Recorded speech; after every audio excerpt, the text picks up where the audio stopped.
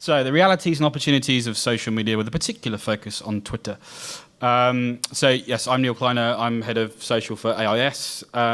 We're primarily a creative agency. Previously, I was the head of social media for Havas Media in the UK, so working across all their media, PR agencies, and I moved over to the Havas Creative Agency because I thought, actually, social media needs a bit more creativity, fundamentally, and I'll talk about why that is in a moment. There you go, that's a slidey sport for me. So that's some of our clients. We've worked with brands big and small for the last 13 years. So for O2, we've worked with for the last 8 years, up to EDF Energy, Copperfield, which is a very, very small breast cancer charity. So it doesn't really matter how big or small you are. If we feel that we can add value, we will. Right, so social media, a big change for marketing. I've been specialising in social media for the last 7 years, and it's kind of quite refreshing now that I don't feel like the weirdo in the corner of the room going, this stuff's really exciting, you should maybe use this and find out how it can affect your business. Social media is definitely big business, and let's be honest, it's definitely got a lot of hype. They make movies about this stuff now, so that's an indication of how successful it is. I guess with a lot of the hyperbole, really, though, does come this notion that social media has ripped up the rule book and that TV advertising doesn't work anymore, no one buys print, and that brands need to rethink everything. I'm not really a massive subscriber to that theory. I'm a big fan of a guy called Howard Gossage. So he was one of the original Mad Men. He existed as a marketer in the 50s. And some of his views in marketing and advertising are just as relevant today, particularly in the world of social media. I particularly love this quote. The fact of the matter is that nobody reads ads. People read what interests them, and sometimes it's an ad.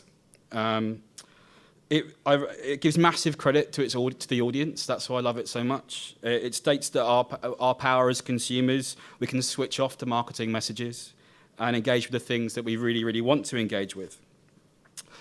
I guess the words fell on deaf ears, really, because not there's anything wrong with TV ads, but I guess really what this image is meant to represent is that we've still focused on this kind of broadcast way of marketing. It's really, there's nothing wrong with it. It's buy our product, it's great, this is how much it costs. Some of my favourite pieces of marketing are TV ads that kind of do that. But the real issue is that we've overlooked the kind of feedback loops that communications can initiate, this kind of notion of the dialogue or the social media conversation.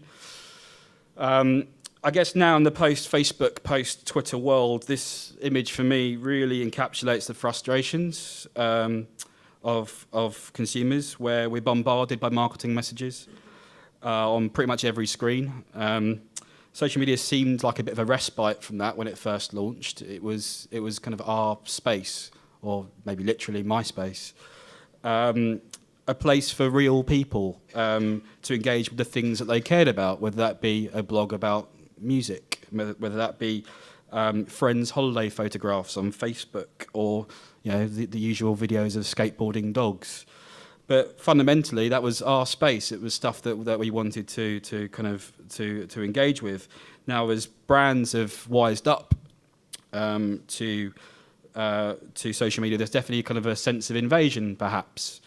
That the same paradigms of kind of one-way, sometimes patronising, and often non-relevant marketing messaging can kind of sit side by side with the stuff that we want to engage with. Again, Howard gets it bang on. The buying of time or space is not the taking out of a hunting license on someone else's private estate, but is the renting of a stage on which we may perform. Very poetic, but I think absolutely apt. 60 years ago he said this. If brands are truly going to add value to their business from social media marketing, one must be just, if not more, engaging than ever to cut through the distractions of the modern consumer. The sheer amount of stuff that exists on the internet is mind-boggling. So simply put, we need to work harder, smarter, and in some cases, I'd argue, funnier. So social media is often talked about this notion of this conversation, this cloud that hangs above us, and social is often talked about this conversation that will happen with or without your brand, so you better get involved because you're missing out. And that's cool, that's fine. But during that conversation, it is frankly quite key. But there's only really one piece of the puzzle for me.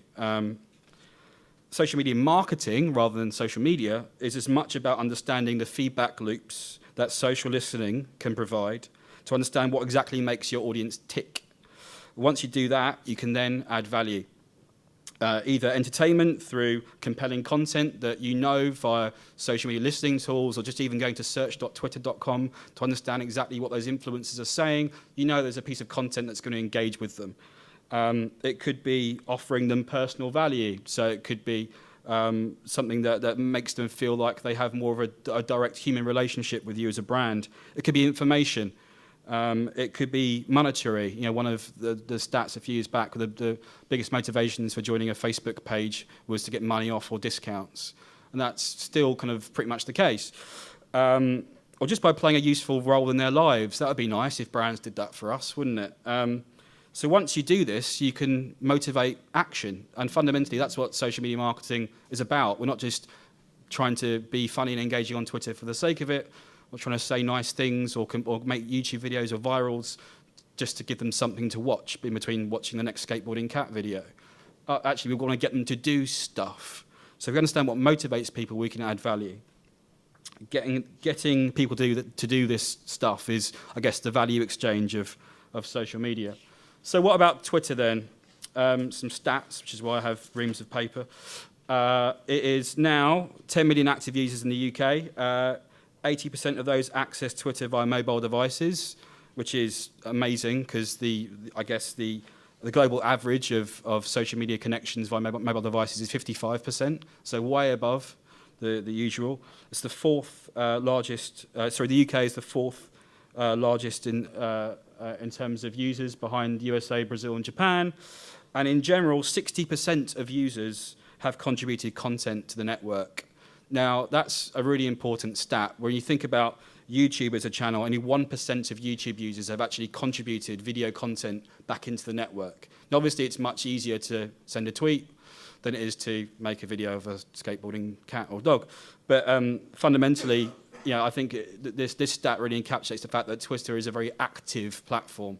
It's not passive. Although it can be if you want to just lurk and see brand mentions, but fundamentally, brands that crack this Twitter properly are ones that participate.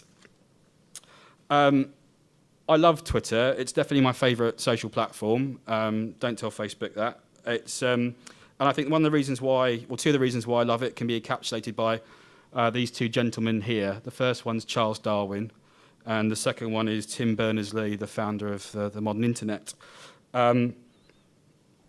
Twitter is definitely the most kind of Darwinian of all social platforms. It's very much about the survival of the fittest, or funniest, or the most interesting, or the most relevant. Simply put, if you're none of those things, you won't get any followers, and therefore, you won't get any engagement. Also, in terms of Tim Berners-Lee, I think that his view of the original internet was it was this big open democratic place where information could flow freely. And whilst there's nothing wrong with Facebook, Facebook is essentially a walled garden, really. To extend the metaphor, Facebook is a private members club that you have to be invited into, maybe through advertising or maybe through kind of by liking a page. But Twitter is the pub downstairs.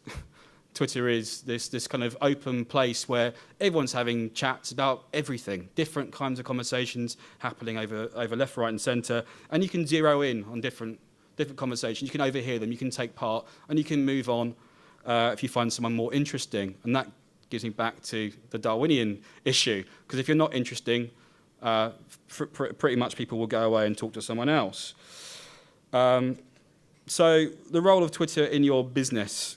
This, unfortunately, is a regular conversation that we still have with clients. We'd like a Twitter channel. Great, what do you want to achieve with it? What do you mean? We just want one. Everyone else has got one, so we want one too.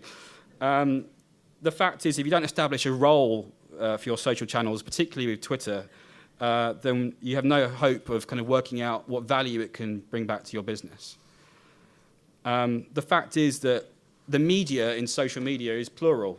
It's not one thing. It's many, many, many different things. You need to work out what it could do for your business. And here are a few examples. So BT Cares, we talked about customer service a minute ago. Maybe we'll talk about O2 in a second, because that was quite funny if everyone saw that recently. So what I like about BT Cares is that they focus on solving customer service issues in public. They don't shy away. Might go to some of their other competitors, and basically what you get is a Twitter stream of apologies. Sorry we let you down. Please DM your policy number. Please DM your email address or your phone number. Sorry we let you down. Sorry we let you down. Sorry we let you down. And ultimately, if Twitter is a channel that you want to engage customer service for, this is a really good example of how to do it right. It avoids the trap of the feed of apologies by making all these responses bespoke as well. So again, you'll see other brands. I mean, the other day I was looking at Nando's Twitter page, and literally it's the same tweet over and over again. Sorry you had a bad experience, or whatever it was. In certain conversations, they do take the conversation offline. But I think for me, my view is that you should only do that if it's for the customer's benefit rather than yours. If it's for your benefit, you're just avoiding potentially a PR issue. But they'll take the customer service issue offline if it's because that customer needs to give some very sensitive information, not if they're potentially very influential when having a bad time.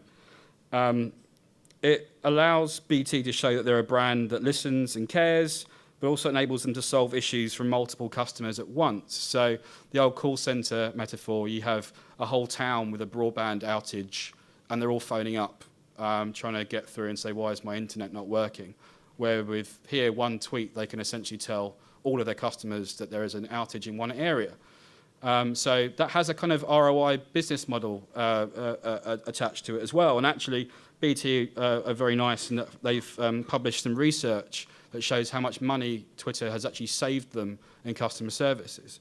So in a recent report, BT claimed that effective use of customer service on Twitter saves them about £9,000 a month by deflecting calls away from their call centre. That plus their outreach strategy and their Facebook strategy saves them nearly £120,000 a month by deflecting that away from call centres. Dell, I hate using Dell because it seems to be it's the social media case study that everyone uses. But fundamentally, you can't really argue with the amazing work they've done in terms of using Twitter as a place to drive product promotion and sales. Back in 2009, Dell proved the business benefit of using the real-time immediacy of Twitter to push out limited offers of products to their followers, and this they directly attributed over $3 million in sales from Twitter in 1 year. And the channel now has 1.5 million followers. So, hey, you can sell stuff. That's pretty good. Brand personality. This is one of my favorite brand social media Twitter presences because Betfair Poker, rather than just simply talking about poker all the time, they've essentially hired some copywriters and some comedians to write a succession of hilarious, abstract, sometimes risque tweets. And they've generated nearly 20,000 followers. And it is genuinely hilarious, some of it, particularly at the moment they're talking about the Olympics. Some of those people may go on to bet, some may not, but fundamentally it's a channel that I actually look forward to when it comes up on my Twitter feed because it's going to catch my attention. So I'm not suggesting that you'll go out and hire comedians, but we'll get on to tone of voice and why that's important in a minute. One of ours, thank you for mentioning the One Direction boys. Yeah, that was fun. So we launched One Direction's album at the end of last year. And obviously there's the Simon Cowell machine behind it and lots of TV ads and whatever. But we were looking particularly to try and create a fan movement around the launch of this album. So we basically came up with this premise that one of the production laptops with all of the assets from the album had gone missing. And why we did that was because we were thinking the audience that loves One Direction are going to buy the album anyway. What we want to get them to do is to talk about it more and get really excited and essentially whip them up into a fever pitch of excitement. So we thought, what value can we add? What do they love? What do they care about? And they care about getting closer to the band. They care about the exclusive assets. They care about acknowledgement from the band themselves. So this laptop that was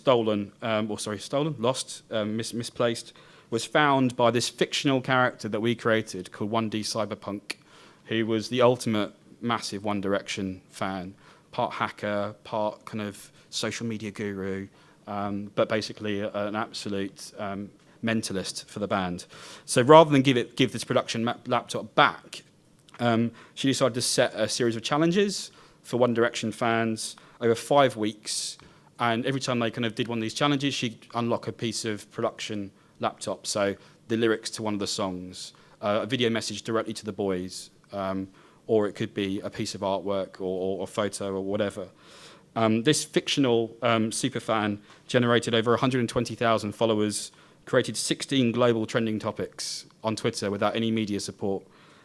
We generated 4.5 million video views, and I think most importantly, over 200,000 pieces of user-generated content off the back of a fictional character on Twitter who was there to react in real time to these fans and to set them challenges to show their passion for the band. So that was an interesting 5 weeks, but really successful in terms of engagement and awareness. So going back to this notion of the Betfair example, what you say on Twitter is key, but I guess how you say it is equally, if not more, important. Tone of voice is key. Social media has brought about, quite rightfully, I think, the rise of the copywriter again. Having an engaging, funny, likable tone of voice works brilliantly for brands like Innocent in because of packaging or whatever. But this is where the metaphor of Darwinism comes into its own. Also, the metaphor of the pub. If you're chatting to someone and they're boring you at your local boozer, then you'll go and talk to someone else. Fundamentally, this I think is the most important lesson for brands on Twitter. Be interesting, be likable, make people want to engage, and fundamentally, unless the intern's a very talented writer, don't leave your social brand presence up to an intern. You'd be surprised the amount of brands, I think, that leave it to the office junior to post a tweet on a Friday night before they go home. No, absolutely respect the power of words and language, particularly in social media, because if you do that, then you'll be listened to and you'll be engaged with. Size isn't everything. This is a point because we're still obsessed fundamentally with kind of the broadcast metrics of reach and scale, how many followers you have. Fundamentally, if you have shitloads of followers and no one's actually interacting, then what's the point? So I guess it wouldn't be so bad if we still thought about social media, the social media purchase funnel as jumping straight from exposure, or your TV ad or your tweet, and then assume that this created an immediate conversion. This funnel doesn't really exist, or it still does exist. It can exist, but there's a whole other funnel that's opened up for us. Rather than thinking that social media measurement is impossible, actually the inverse is true. You can measure so much more, and you'll need to as the funnel is debatably much longer. It still makes me laugh when I'm looking on Facebook and I see an ad to buy a car. I'm not there to buy a car. I'm there to look at that skateboarding cat video, fundamentally. I'm there to look at my friends' pictures and there to interact with my friends and my family. So assuming that you're going to go straight from exposure to action in a social place, or social to conversion, in a social platform is slightly naive. Actually, we go from exposure to influence. So again, looking at the point mentioned a few minutes ago about identifying those influencers, getting them to interact with you and see how much influence you have over your customers. Engagement, so brand mentions, retweets, clicks, at replies, DMs, and even tracking site visits from Twitter using something like Bitly to track and see how people are engaging and going to your site. Action, so brand mentions, retweets, clicks, likes, shares, comments, site visits. I think the other point that was made earlier on as well is this kind of feedback loop that social platforms, particularly Twitter, provide. So when someone's purchased, find a way to make them talk about how happy they are with their product. You can incentivize that. I mean, loyalty schemes, old school loyalty schemes do that all the time, and social's no different if you understand exactly what motivates people to perform that action. But fundamentally, social's really important, again, after they've purchased, to form, a social CRM platform where you can retain the relationship with that customer over time. And then go back to exposure again for your follow-up product. Social media is free, right? Well, it is in a way. I mean, it's free as in free love and free expression, man. But it's not free as in terms of social media marketing. Really, you need a plan, and plans take time. And sometimes talent, sometimes the help of agencies, sometimes the help of people you have in-house, but mostly it takes time.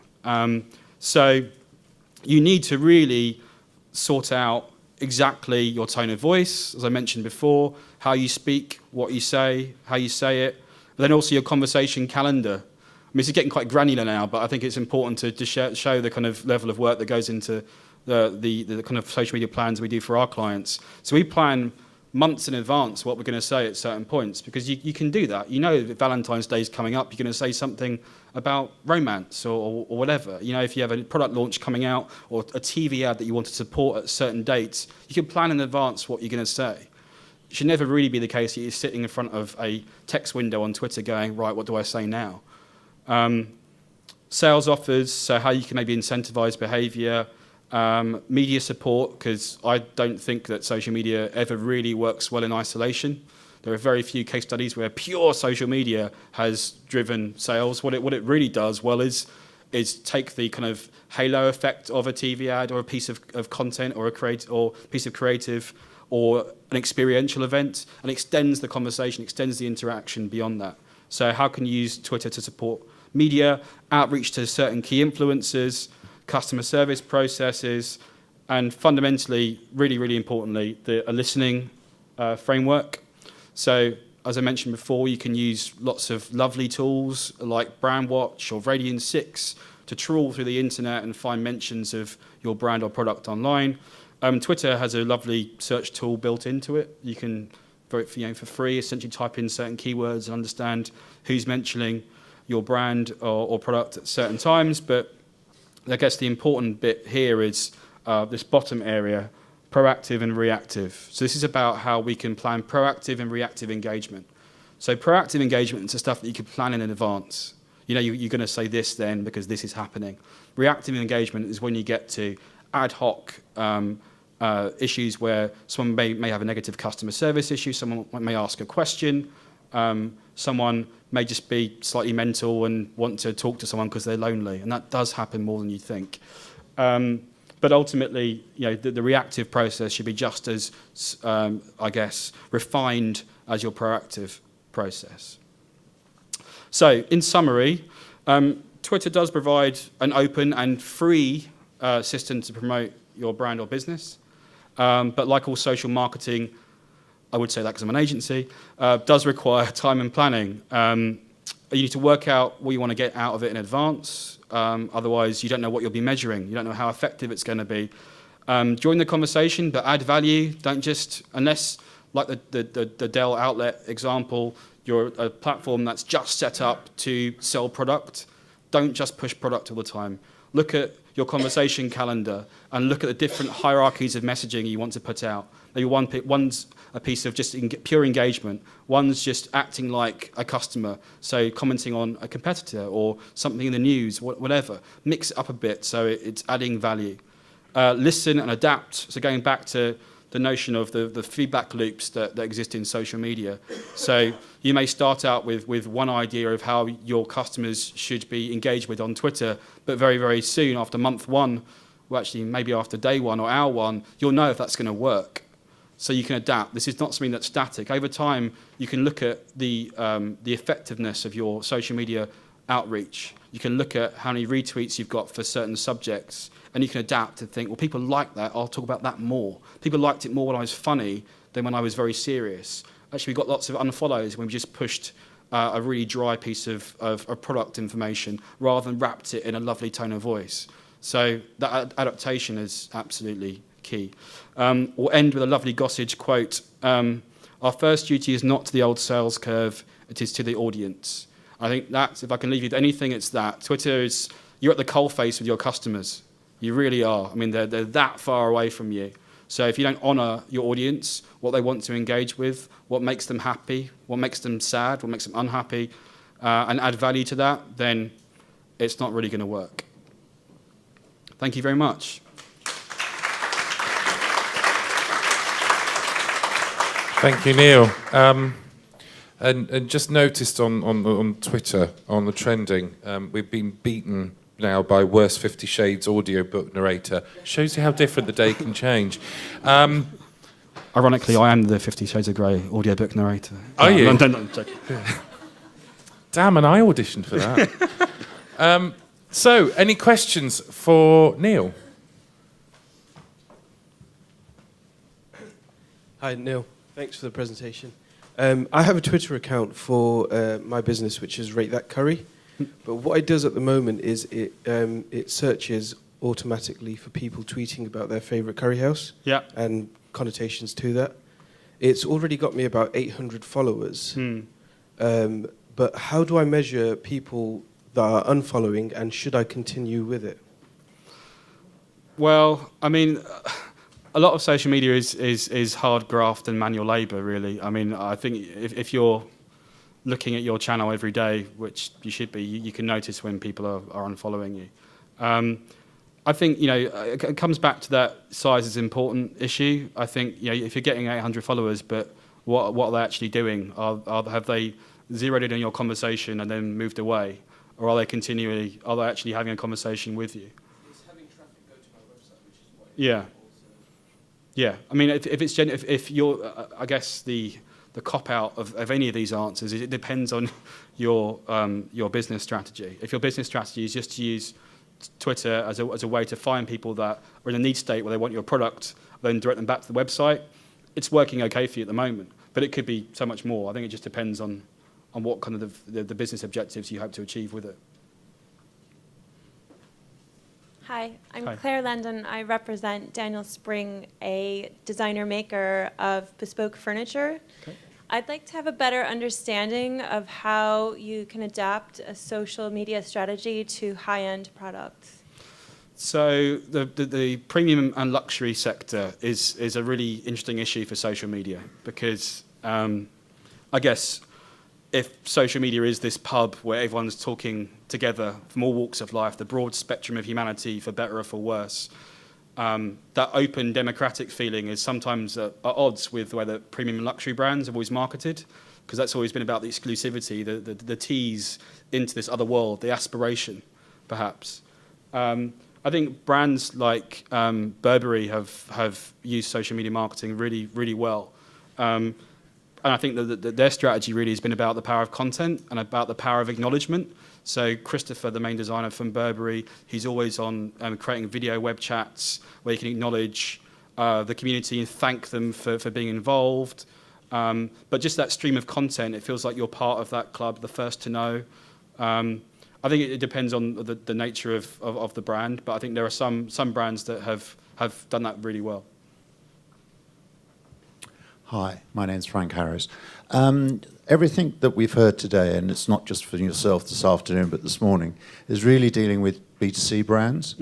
On B2B brands, nobody's mentioned the power of social media in terms of driving traffic to your website, which I think is important. Would you like to make any comments and some tips on doing that? Yeah, absolutely. I wish I had a photographic memory, because there's an amazing piece of research by a group called Global Web Index that conducted a big study of key decision makers within business and how they research products or services for their businesses.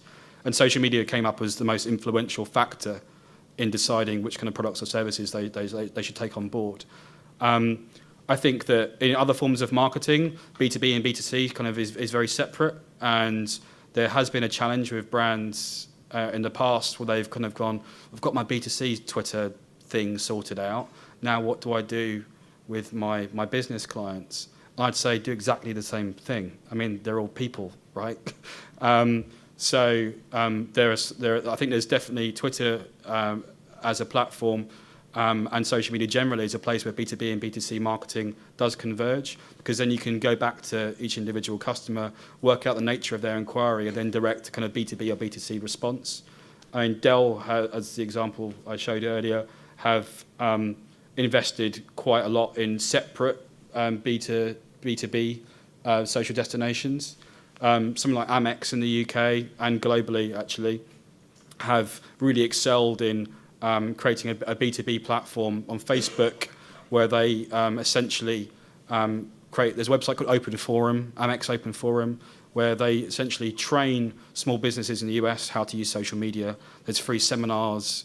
They even created this thing called Small Business Saturdays, where through Facebook they gave small businesses, if they applied for grants, the ability to get free Facebook advertising to promote their small business. So there are some lovely B2B examples. I think that in general, though, we're all people, and I think Twitter in particular is flexible enough that you can direct different types of responses to different types of audiences. Great, Neil. Thank you very much indeed.